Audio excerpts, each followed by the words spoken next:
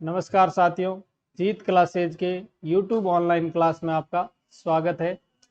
आज हम एक नया टॉपिक लेंगे। इससे पूर्व हमने इतिहास में मगध का उत्कर्ष पढ़ लिया था, जिसके अंदर हमने बृहद्रथ वंश पढ़ लिया था। फिर उसके बाद में हर्यक वंश, उसके बाद में शिशुनाग वंश और बाद में हमने नंद वंश और नंद वंश के बाद में मौर्य वंश पढ़ लिया था। अब मगध के उत्कर्ष के बाद में भारत के अंदर जो विदेशी आक्रमणकारी आए थे उनकी बात अपन करेंगे। तो एक छोटा सा टॉपिक है विदेशी आक्रमणकारी भारत के अंदर। तो चलो शुरू करते हैं। भारत में विदेशी आक्रमण, भारत में विदेशी आक्रमण।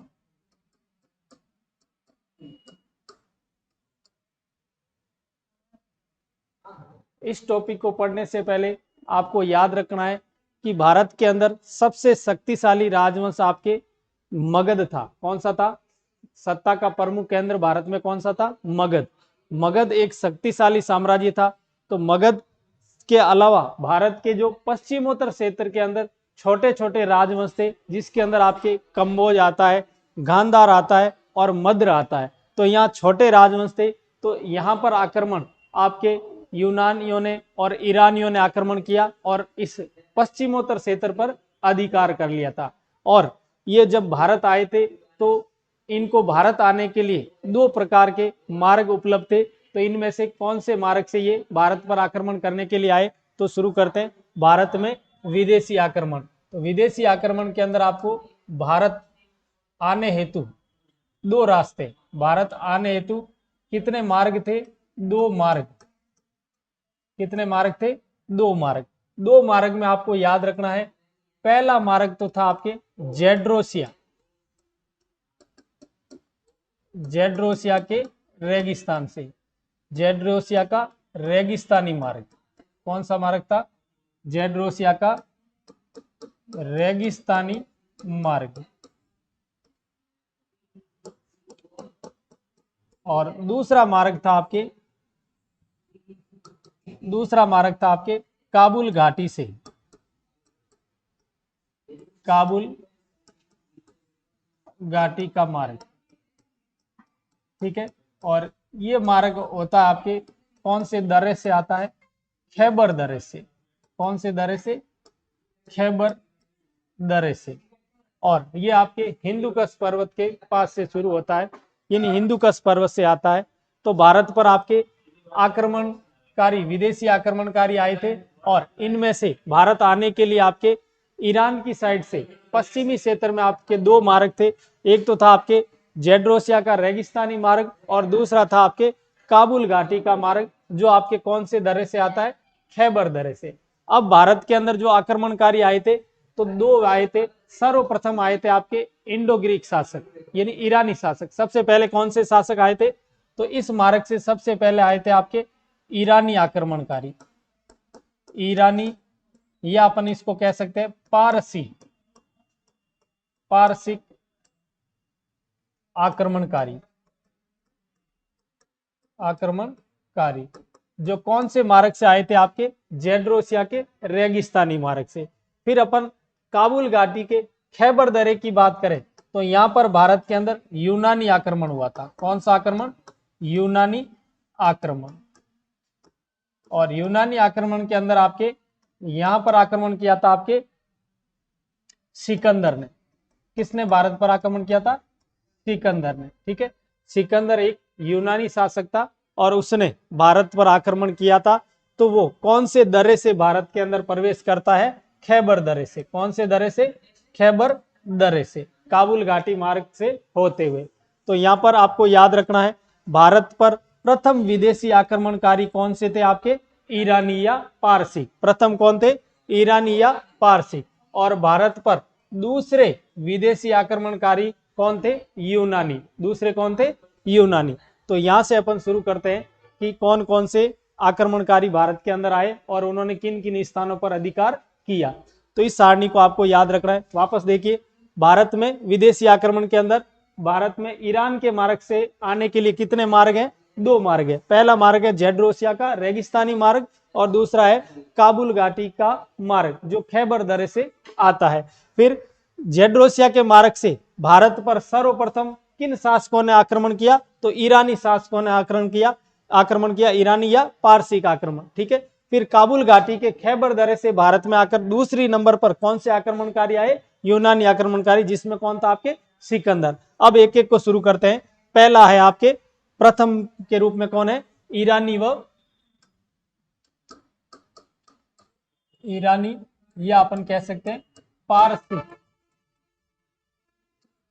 आक्रमणकारी आक्रमण। ठीक है। यहां पर आपको याद रखना है, भारत में सर्वप्रथम आपको याद रखना है, भारत में सर्वप्रथम आक्रमण किन शासकों ने किया? ईरानी शासकों में। तो भारत पर प्रथम आक्रमण हक्कामनी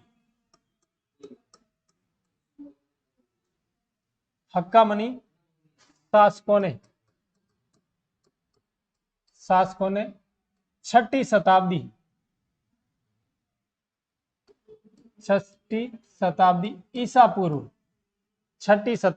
ईसा पूर्व आक्रमण किया था। छठी शताब्दी ईसा पूर्व आक्रमण किया था। तो पहली बात को आपको याद रखनी है, भारत पर सर्वप्रथम किसने आक्रमण किया? तो सबसे पहले विदेशी आक्रमणकारी में कौन सा आते हैं? ईरानी या पारसिक।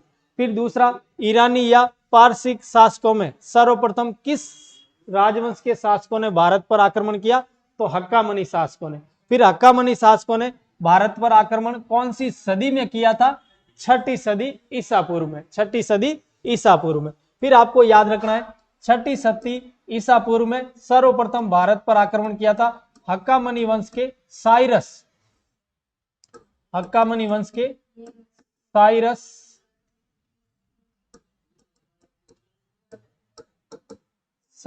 द्वितीय ने। किसने किया था? साइरस द्वितीय ने, जो किस राजवंश का था? आपके हक्कामनी राजवंश का। लेकिन ये क्या था? आपके भारत में असफल रहा था। भारत में आक्रमण इसका क्या रहा था? असफल। यानी साइरस द्वितीय ने जो भारत पर आक्रमण किया था ईरान की ओर से, तो ये क्या था? आपके असफल रहा था। तो आपसे पूछे कि भारत पर सबसे पहले आक्रमण किस शासक ने, ईरानी शासक ने किया था या हक्कामनी शासक ने किया था? तो साइरस द्वितीय, लेकिन वो क्या रहा था? असफल रहा था। फिर बात करें भारत पर प्रथम सफल आक्रमण, भारत पर प्रथम सफल आक्रमण, भारत पर प्रथम सफल आक्रमण किया था आपके डेरियस प्रथम, या इसे अपन कहते हैं डारा प्रथम। यानी भारत पर आपके सफल रूप से किसने आक्रमण किया? तो वो है आपके डेरियस प्रथम या दारा प्रथम। और इसने भारत पर आक्रमण करके इसने उत्तर पश्चिमी क्षेत्र, जिसमें मेन रूप से आपके सिंध पंजाब के क्षेत्र पर, सिंध व पंजाब के क्षेत्र पर 516 ईस्वी में 516 ईसा पूर्व में अधिकार किया। ठीक है। तो इस बात को आपको विशेष याद रखना है, भारत में प्रथम सफल विदेशी आक्रमणकारी कौन था? डेरियस प्रथम या दारा प्रथम, जो किस राजवंश का था? हक्कामनी राजवंश का। कहां का शासक था? ईरानी या पारसिक शासक। फिर इसने भारत के किस क्षेत्र पर अधिकार किया? तो उत्तरी पश्चिमी क्षेत्र के अंदर सिंध व पंजाब का जो क्षेत्र है उस पर अधिकार कर लिया और अपने साम्राज्य में इन क्षेत्रों को मिला दिया। फिर ये आक्रमण कब किया? तो ये आक्रमण किया था आपके 516 ईसा पूर्व, 516 ईसा पूर्व के अंदर। और सदी कौन सी रहेगी आपकी? छठी सदी। कौन सी सदी रहेगी? छठी सदी। फिर इस आक्रमण की जानकारी कौन से अभिलेख से मिलती है? तो वो भी आपको याद रखना है। दारा प्रथम के आपके 3 अभिलेख है, जिनसे इसके आक्रमण की जानकारी हमें मिलती है। तो आगे बढ़ते हैं। आक्रमण की जानकारी का स्रोत, आक्रमण की जानकारी का स्रोत। तो स्रोत की बात करें तो इसके 3 स्रोत है, जानकारी के 3 स्रोत है। कितने अभिलेख? 3 स्रोत या अभिलेख। और ये तीनों अभिलेख किसके? आपके दारा प्रथम, दारा प्रथम या डेरियस प्रथम के। फिर तीनों अभिलेख को आपको याद रखना है।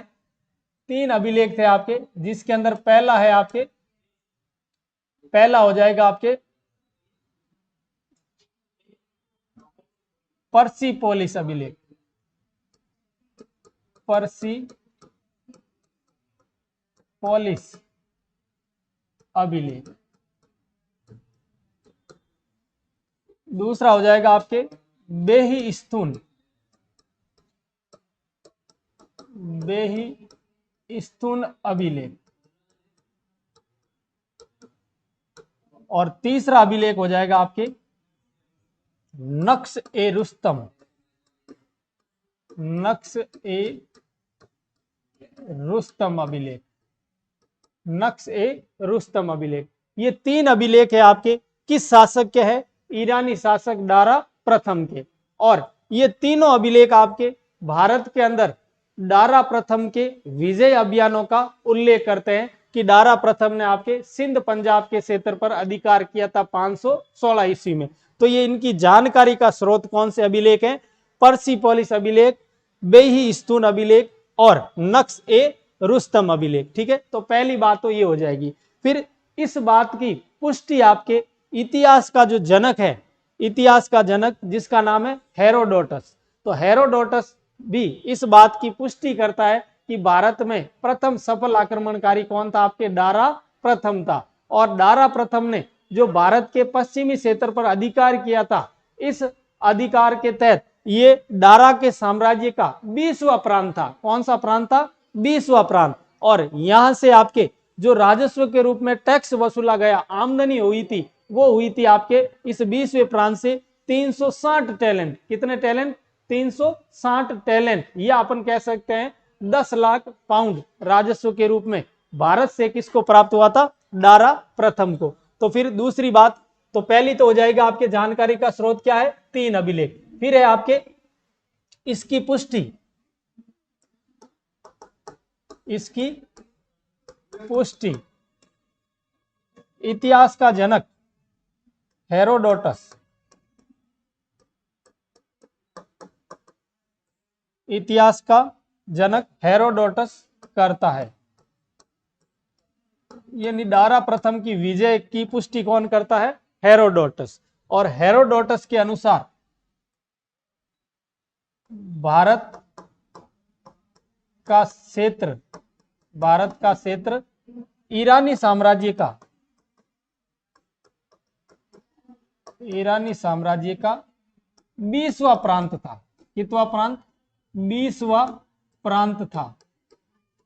कौन सा प्रांत? 20वां प्रांत। ठीक है, फिर आपको याद रखना है इस क्षेत्र से, यानी कौन से? भारत क्षेत्र से, भारत क्षेत्र से ईरानी साम्राज्य को 360 टैलेंट, या अपन कह सकते हैं 10 लाख पाउंड,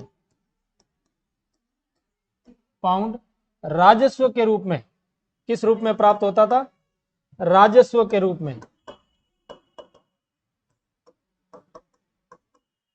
राजस्व के रूप में प्राप्त होता था। ठीक है, तो यहां पर आपको याद रखना है दारा प्रथम के भारत पर पश्चिमोत्तर क्षेत्र पर अधिकार करने की पुष्टि कौन सा विद्वान करता है? तो वो है आपके हेरोडोटस। और हेरोडोटस क्या कहता है कि दारा प्रथम का जो संपूर्ण ईरानी साम्राज्य है, उसका 20वां प्रांत किसको बनाया? दारा प्रथम ने भारत के क्षेत्र को। और इस भारत के क्षेत्र से जो ईरानी साम्राज्य की संपूर्ण आय थी, राजस्व आय थी, उस राजस्व आय के रूप में यहां से कितना टैक्स उसको मिलता था?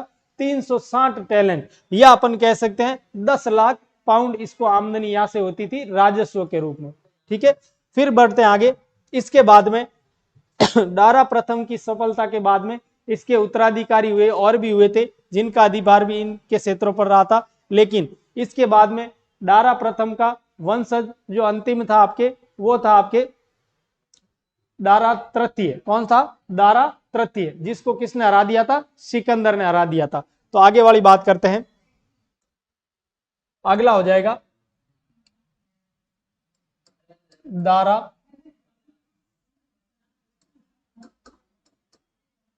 तृतीय। कौन सा हो जाएगा? दारा तृतीय। किसका वंशज था ये?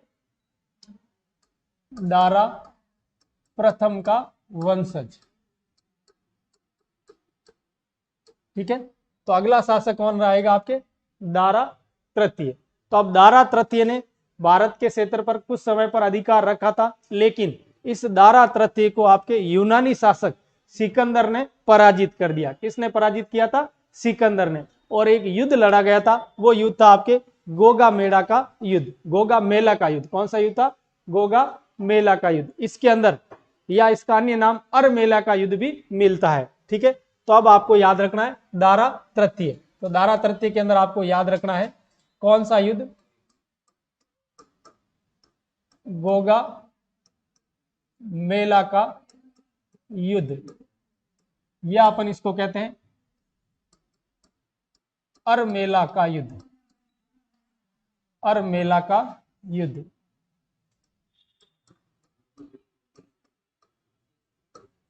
और ये युद्ध कब लड़ा गया? तो ये युद्ध लड़ा गया आपके 331 ईसा पूर्व।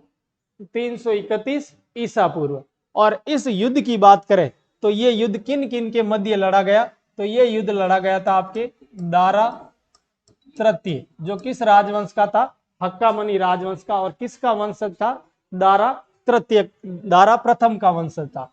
और किन के मध्य युद्ध लड़ा गया था? सिकंदर। किन के मध्य? सिकंदर के मध्य। और सिकंदर कौन था आपके? यूनानी शासक। यूनानी शासक। ठीक है, अब इस युद्ध में विजय किसकी हुई थी आपके? विजय हुई थी सिकंदर की। यानी किसने विजय प्राप्त की थी आपसे? सिकंदर ने विजय प्राप्त की थी। कौन से युद्ध के अंदर? गोगा मेला का युद्ध या अर मेला का युद्ध, जो कब लड़ा गया? 331 ईसा पूर्व के अंदर। किन किन के मध्य लड़ा गया? तो ये था आपके दारा तृतीय और यूनानी शासक सिकंदर के मध्य। और इस युद्ध में किसकी विजय हुई थी? सिकंदर की विजय हुई थी। और इसी के साथ भारत के अंदर हक्कामनी साम्राज्य का साम्राज्य समाप्त हो गया, या अपन कह सकते हैं ईरानी साम्राज्य का यहाँ पर क्या हो गया था? समापन हो गया था। तो फिर आपको याद रखना है सिकंदर ने दारा तृतीय को हराकर भारत से ईरानी साम्राज्य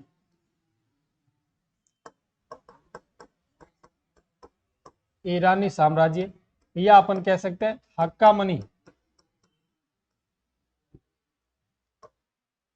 हक्कामनी साम्राज्य का अंत कर दिया।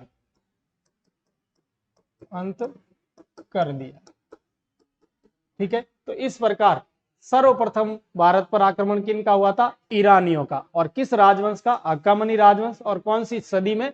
6ठी सदी ईसा पूर्व के अंदर। और इस हक्कामनी साम्राज्य को भारत से बाहर किसने खदेड़ा था? सिकंदर ने खदेड़ा था। और सिकंदर यूनानी शासक था। और इसी प्रकार आपके भारत से ईरानी साम्राज्य का समापन हो गया। फिर है ईरानी साम्राज्य की भारत को देन। ठीक है, तो ईरानी साम्राज्य का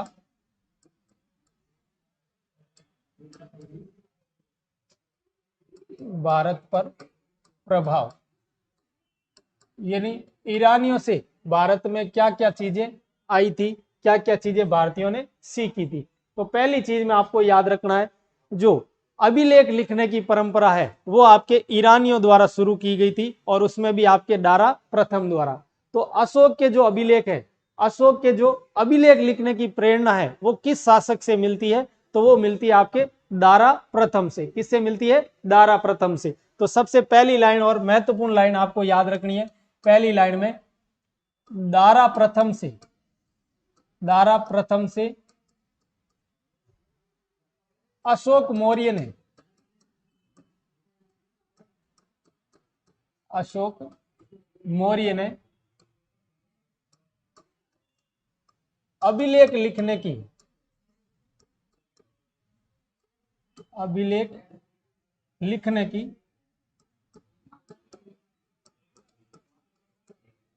प्रेरणा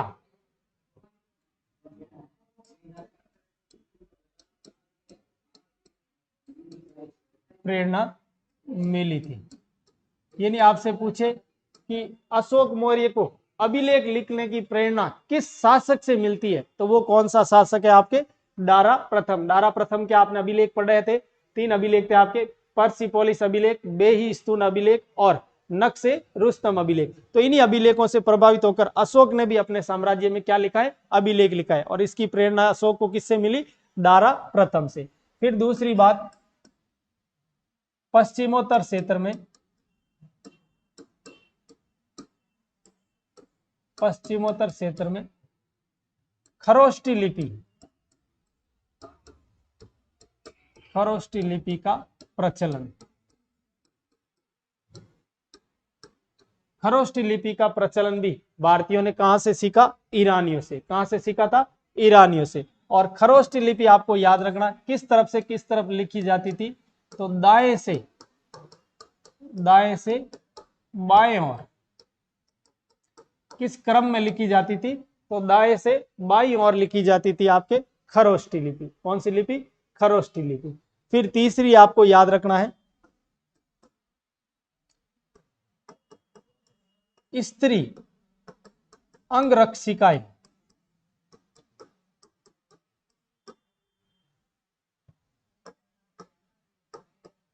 रखने की परंपरा भी, परंपरा का भारत में, भारत में प्रसार, भारत में प्रसार। यदि भारतीय राजा भी ईरानी शासकों की तरह स्त्री अंगरक्षिकाएं रखना भी शुरू कर देते हैं। किन के प्रभाव में आकर? ईरानी साम्राज्य के प्रभाव में आकर, ईरानियों के प्रभाव में आकर। तो इस प्रकार से आपके ये भारत पर पहला सफल विदेशी आक्रमणकारी के रूप में टॉपिक पूरा हो जाता है, जिसमें पहले सफल आक्रमणकारी के रूप में कौन सा राजवंश आता है? हक्कामनी राजवंश, जो आपके कहां का राजवंश था? ईरान, या अपन कह सकते हैं पारसिक का था। ठीक है। और इसमें सफल आक्रमणकारी कौन था? दारा प्रथम। और अंतिम हक्कामनी साम्राज्य का संस्थापक, ये शासक कौन था? वो था दारा तृतीय, जिसको किसने हराया था? सिकंदर ने। और भारतीयों ने ईरान की साम्राज्य से क्या क्या प्रेरणा प्राप्त की, तो ये 3 बातें आपके हो जाती है। इसी प्रकार से ये आपका टॉपिक पूर्ण हो जाता है, जो आगामी एग्जाम के लिए महत्वपूर्ण है। धन्यवाद।